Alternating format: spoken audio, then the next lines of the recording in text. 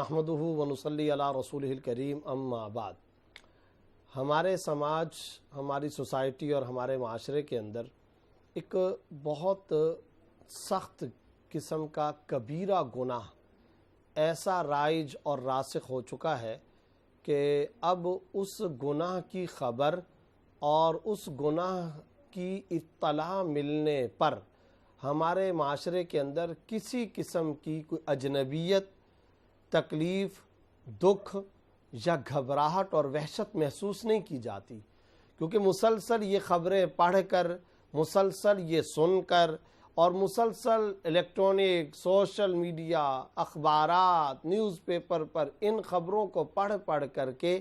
یہ گناہ ہمارے معاشرے میں اتنا پیوست ہو چکا، اتنا راسخ ہو چکا کہ ہم یہ خبر سنتے اور آگے نکل جاتے ہیں، اس خبر کو پڑھتے ہیں اور آگے چلے جاتے ہیں۔ ہمیں اندازہ ہی نہیں ہوتا کہ ہم نے کون سی خبر پڑھی ہے، ہم نے کیسی اطلاع پائی، ہم نے کیسی آگاہی حاصل کی، اور وہ گناہ ہے انسانی جان کا تقدس اور انسانی جان کا خیال نہ رکھنا، خون کا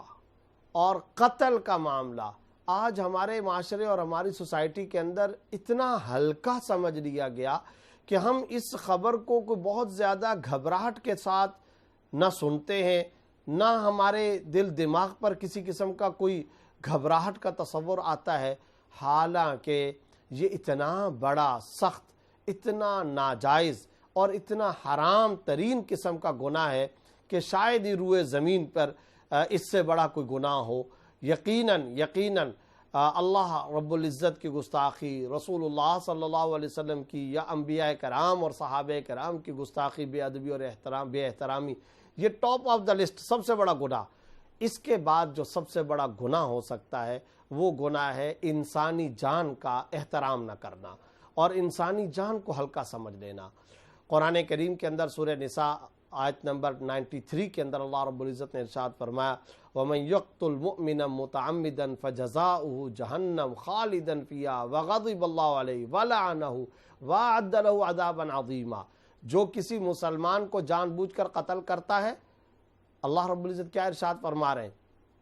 فَجَزَاؤُهُ جَهَنَّمُ، ایسے قاتل کے لیے جہنم کی سزا، اور آگے کیا آ رہا ہے؟ خالدن فیہا، یہ قاتل ہمیشہ اس میں رہے گا، اور آگے کیا؟ وغضب اللہ علیہ، اللہ کا اس کے اوپر غضب اور غصہ ہوگا، ولعنہ،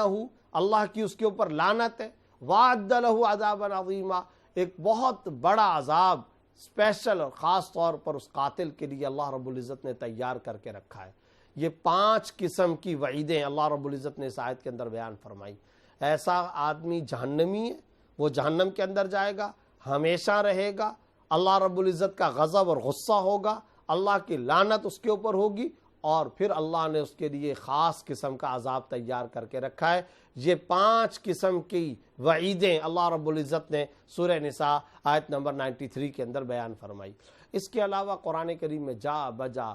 النفس بالنفس، اسی طرح العین بالعین، الانف بالانف، اور اسی طرح کتب علیکم القصاص فی القتلى، یہ ساری کی ساری وہ آیات ہیں جن آیات میں انسانی جان کا تقدس بیان کیا گیا، انسانی جان کا احترام بیان کیا گیا۔ آپ صلی اللہ علیہ وسلم نے حجۃ الوداع کے موقع پر کیا فرمایا؟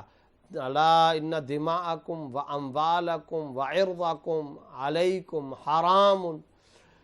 کحرمت یومکم ھذا او کما جاء فی الحدیث، جس طرح آج کے دن کی حرمت ہے تو یاد رکھو تمہارا ایک دوسرے پر جان کا، مال کا، عزت کا معاملہ بھی اسی طریقے سے ہے، اس کی بھی حرمت ہے، اس کا تقدس ہے، اس کا خیال رکھنا ضروری ہے۔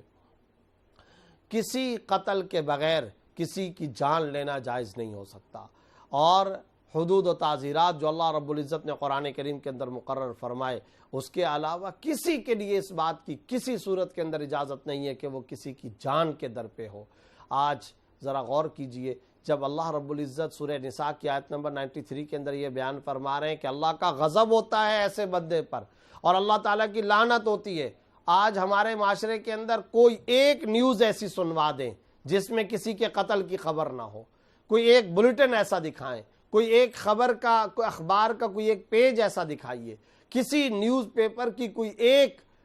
کوئی ایک کاپی ایسی دکھائیے جس کے اندر کسی کے قتل کی خبر نہ ہو۔ تو جس سماج اور سوسائٹی کے اندر قتل اس طریقے سے عام ہو اور انسانی جان کا کوئی تقدس نہ ہو، انسانی جان کا کوئی احترام اور خیال نہ ہو، خدا کی رحمت کے فیصلے کیسے آ سکتے ہیں؟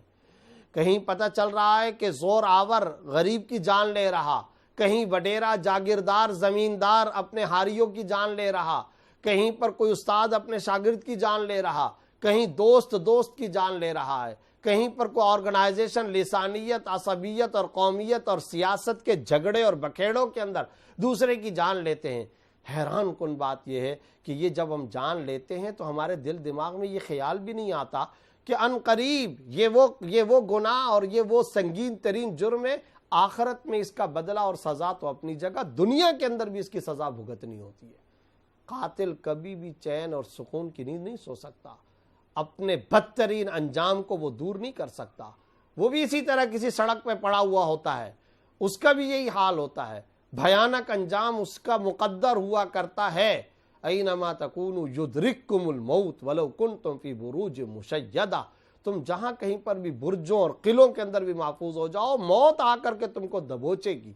اور اگر تم نے کسی کو قتل کیا، کسی کی جان لی ہے، تو بھول جاؤ اس بات کو کہ ظلم کے بدلے کے اندر اللہ رب العزت تم کو اس کا مزہ نہیں چکھائیں گے، یہ ممکن نہیں ہے۔ ایک بزرگ نے بڑی اچھی بات لکھی ہے، انہوں نے کہا کہ میں نے 3-4 افراد تلاش کیے، زندگی کے اندر مجھے وہ افراد نہیں ملے۔ میں نے تلاش کرنے کی کوشش کی وہ بندہ جس نے صدقہ و خیرات کیا اور غریب ہو گیا ہو، مجھے نہیں ملا۔ یعنی کوئی بندہ مجھے ایسا نہیں ملا جو یہ کہے کہ میں نے کسی مسجد کو چندہ دیا تھا، میں نے کسی سن میں کسی غریب کو راشن دیا تھا، میں نے کسی بیوہ فقیر و مسکین کی کوئی مدد کی تھی اور میں غریب ہو گیا۔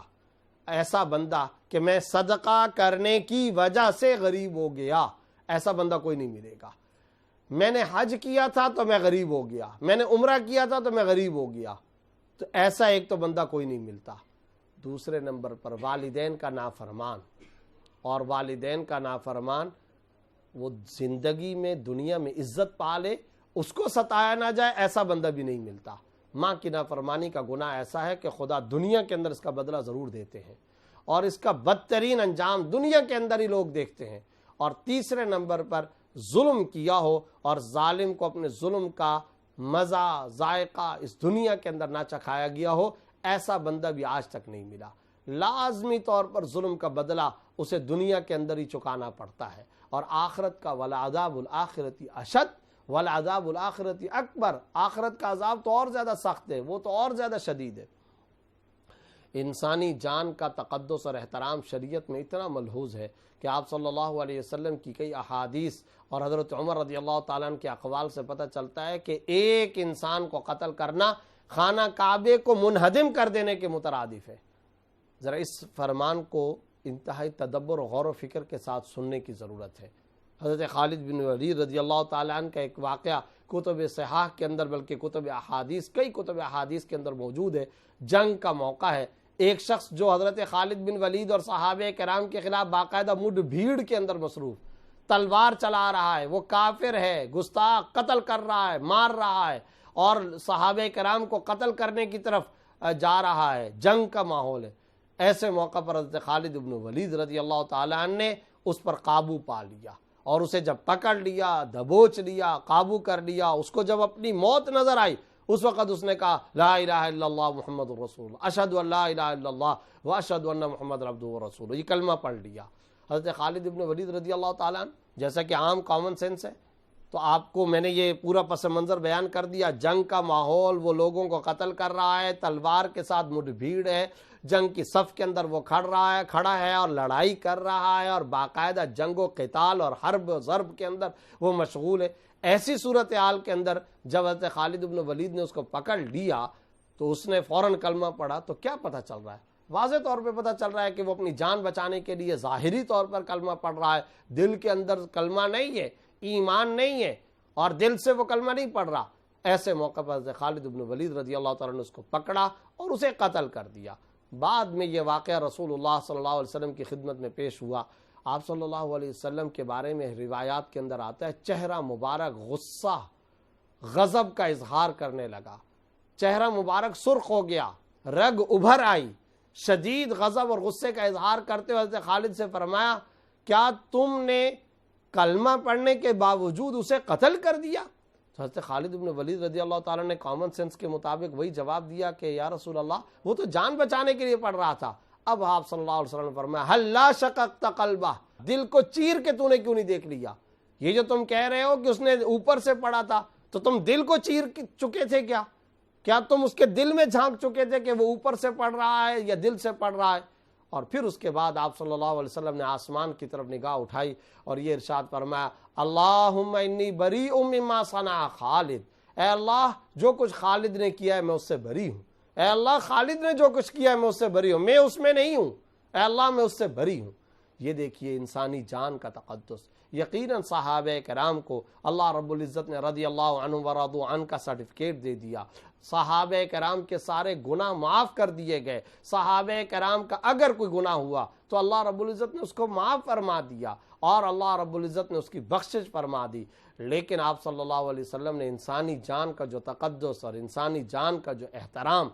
اس معاملے کو کس طرح انسانیت کے سامنے پیش فرمایا، یہ ہم سب کے لیے انتہائی قابل غور نکتہ ہے۔ انسانی جان کا تقدس اور احترام ہمیشہ ملحوظ نظر رکھنا چاہیے۔ سارے کام انسان کرے لیکن اپنے ہاتھوں کو کسی کے خون سے کبھی آلودہ نہ کرے،